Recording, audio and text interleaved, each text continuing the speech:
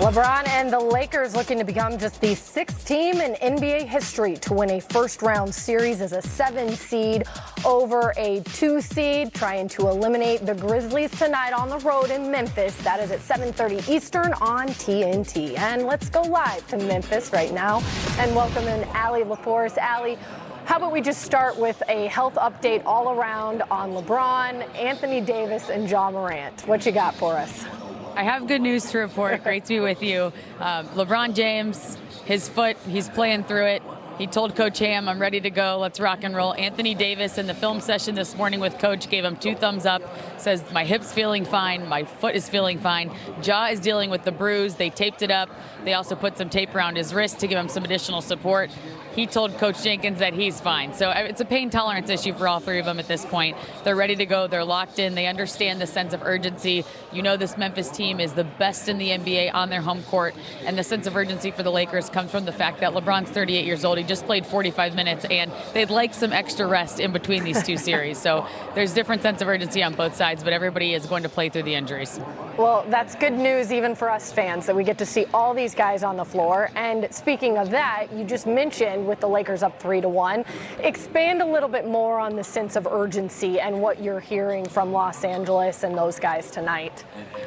Well, I think it dates back to what Anthony Davis said in the beginning of the year. I came here for one reason, and that was to win, and that's to win championships. And you know that LeBron has that same mentality. They understand what's at stakes, and having battled through a lot of different injuries and lineups this season, they feel like they're peaking at the right time. They love each other, and Coach Ham sort of reiterated that to us, you know, from D'Angelo Russell to Austin Reeves, to Rui. They don't care who's playing what minutes and when they're playing, in what capacity. They support each other. They love each other on and off the court. I think, too, LeBron James has emphasized to some of the younger players, don't defer to me. Don't always defer to Anthony Davis. You have to go out and be yourself. And sort of everyone from the front of the rotation to the back is rounding into their elite and ultimate form of themselves and how that fits into this Lakers lineup.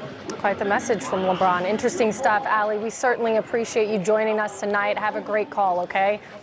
Thanks so much. Well, guys, I suppose we start there. First of all, the bill of health across the board is great, but what is needed from LeBron tonight to get this done for the Lakers? Be LeBron James. I mean, he's got to come out early and establish himself. When LeBron is different sometimes. Some nights he comes out and he defers to everyone. Then there's nights that he come out and he just kind of takes the bull by the horn. I think tonight, Coach, he needs to come out and be aggressive. Not that he has to go out and get 20 points or 15 points that first quarter, but he needs to put his head down, attack the basket, and let his teammates know that he really wants this game. Because if you let Memphis in that building get rolling and build a lead, and then you got to exert a lot of energy to come back, and you know for a 38-year-old with all those miles on his body, it gets tough. You need to go on and take control of this game early because this is going to be a dogfight. This game is going to come to the end, but you can't let it get out of control early.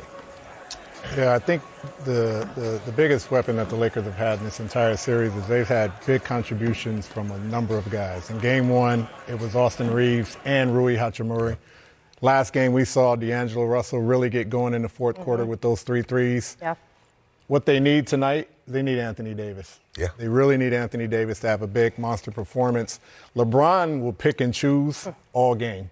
He knows when it's time for him to step up, when it's time for him to be assertive and a scorer.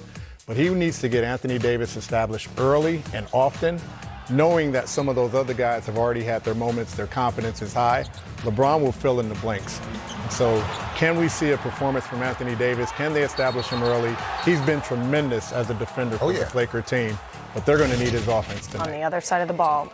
Okay, let's flip the script and talk about the Grizzlies. What do they need to do differently tonight than they have done in the last 2 games? They need to put some shooting on the floor. I mean, look, with Ja Morant hand in the shape that it's in, with that bandage on it, the Lakers already know he can't make shots. He's already a 30% three-point shooter, 29% shooter. And then with that hand hurt, it's even less. So they're daring him to shoot jump shots. I got to see more Tyus Jones. They need another guy with Desmond Baines that can make shots and still defend their position. So Tyus Jones only played 8 minutes in that last game. And there's times when the coaches play Ja Morant and Tyus Jones together, even though they're a little smaller. But Ja Morant can live in the paint and create.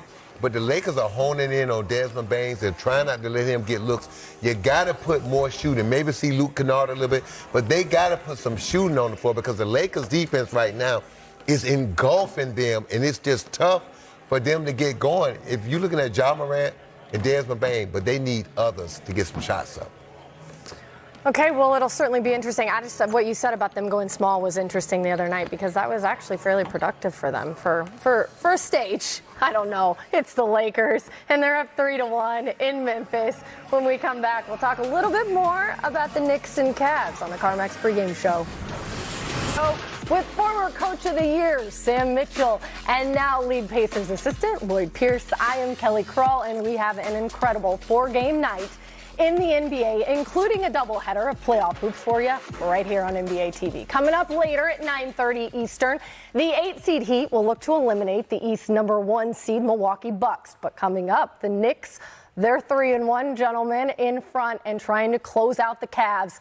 That is coming up at 7 p.m. So off the top, I pose this question to you. Who is most likely to avoid elimination when you consider the Cavs, the Grizzlies, who are also down 3-1 to the Lakers, or the Bucks? You want to start first, Coach? Ooh, the older, wiser people go first. I'm going to say, man, and I can't believe it, the Milwaukee Bucks are in a position 3-1 to be eliminated at home, and the Butler keeps doing it. Everybody say the Butler did it.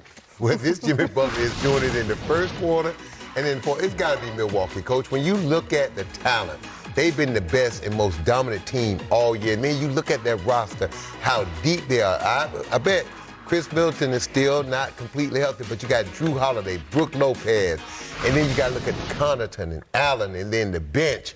It's just amazing to see. And then think about this. Miami don't have Tyler Hero.